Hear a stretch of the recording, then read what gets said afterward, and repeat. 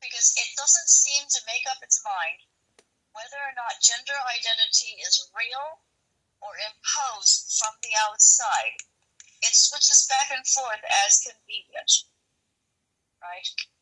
If what makes me a woman is how society sees me as a woman, then all I would need is to be legally defined as a woman. I don't need anything else, right? If gender identity is inherent to my body, then if my mind tells me that I'm a different gender, then you treat my mind. You don't treat my body. If gender identity is whatever I believe it is, then why are you making everybody else follow along with what I think I am, right? In the old days, people who thought they were somebody else got treated for mental illness. They were not encouraged to indulge in their delusions, because they were encouraged instead to reconnect to reality. And if they could not reconnect to reality, then they would have to be institutionalized, because the fact that they could not contend with reality is convenient to get along with as a society. Now, I understand everything that that they're saying about gender identity. Modern gender identity is very, very, very confused, because we don't know because we don't want to live in our own bodies anymore. We don't know how to deal with the fact that modernity doesn't treat us the way we're supposed to live, right? And what ends up happening is that, so nobody wants to be a man, because being a man means being evil, being evil, abuser, rapist, whatever. Nobody wants to be a woman, because being a woman means being a victim. And nobody knows what it means to be trans. Is it, do I need to be affirmed? Do I need to be treated? Do I need gender transition therapy? Do I need my papers to reflect my real gender identity? Nobody knows. And nobody is allowed to question the narrative. And that's the problem I actually have with it. We can debate about what it means to be a man or a woman in the modern era all day long. And it can be as strict or as loose as you want it to be. So long as we can build a society around that sustains itself, and so long as the laws themselves give wiggle room for people to be all of their weird little selves without being literally illegal, go for it. I don't care, right? What I have a problem with is this imposition, inherent definition of reality onto everybody, but especially the children, right? The children who are being convinced that which is something I, as a second wave feminist, find very, very ironic, because when I was growing up, everything that I was being taught was it's okay to be a girl that likes non-girly things. It's okay to like climbing trees and playing ball and running around and getting dirty. And it's okay for a guy to like girly things. It's okay for a guy to like dancing and painting and ballet. And the color, heck, the color pink used to be a boy's color, because it was blood, red. Red is the color of blood, so of course boys wore pink. And then blue was the color of females, because blue is associated with the Virgin Mary. Because the color blue used to be so rare that only the Virgin Mary would be painted with blue. And so blue used to be for girls and pink used to be for boys. And now they're saying that if a boy likes pink clothes,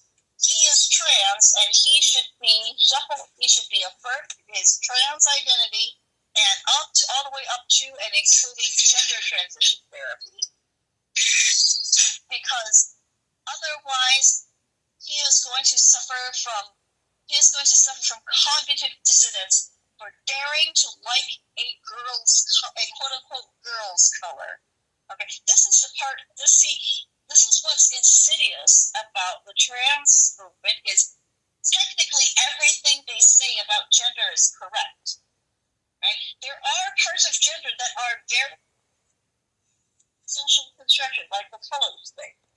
And there's truth. In the literature, you can see the flip from pink equals boy to pink equals girl. Right? So that is totally arbitrary. There's no rhyme or reason to it. And then there are people who do suffer from not feeling like they belong in their own bodies. In fact, I am one of them. I disassociate from my body all the time. And, because I know how to handle that, I don't have a freak out every time I think I'm leaving my body. But, ultimately, on some level, none of us belong in this world. We were not made to live in this world in a certain sense. We are all souls with bodies. Or bodies with souls, however you want to think about it. So, of course, we're not going to feel at home in our own skin. We yearn for something that...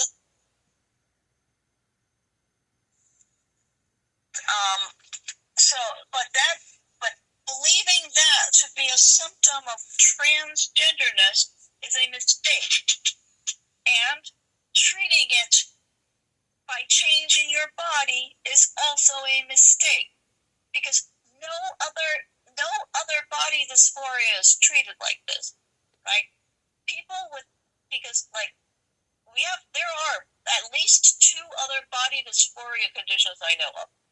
One is anorexia bulimia, where a person wrongly believes they are too fat and they will starve themselves to death to try to lose weight, or they can't control their eating, so they will eat and then purge.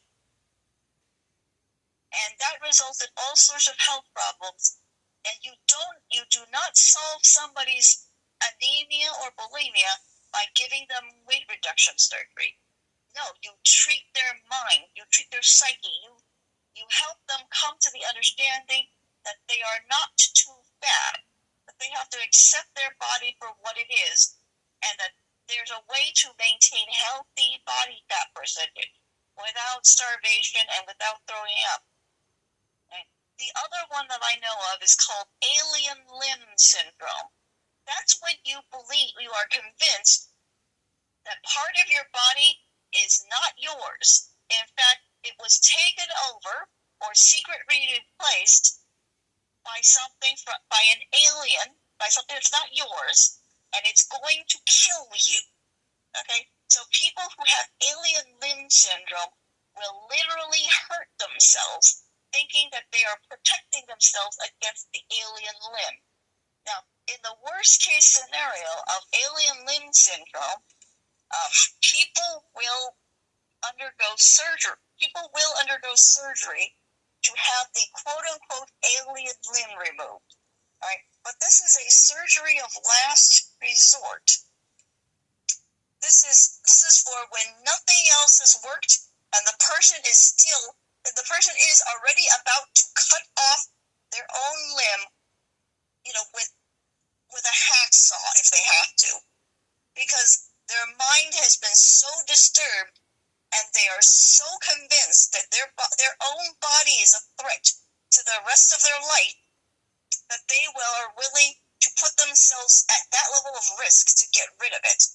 So, in that case, surgery is very reluctantly granted as a measure of last resort so that the patient can live with themselves. All right? That's what gender transition therapy used to be back in the day, when it was still very, very, very rare.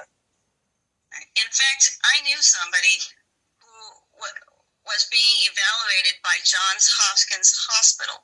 They were complaining about how many hoops they had to jump through. That is, how many different evaluations they had to undergo in order to qualify for gender transition therapy. Because what gender transition therapy does is, effectively, permanently sterilize you. So Johns Hopkins Hospital has an ethical obligation to make sure that such a drastic measure is truly necessary, and that starts with evaluating whether or not you actually have gender dysphoria and whether or not you can be treated in any way other than gender transition therapy. Because again, what that does is permanently sterilize people.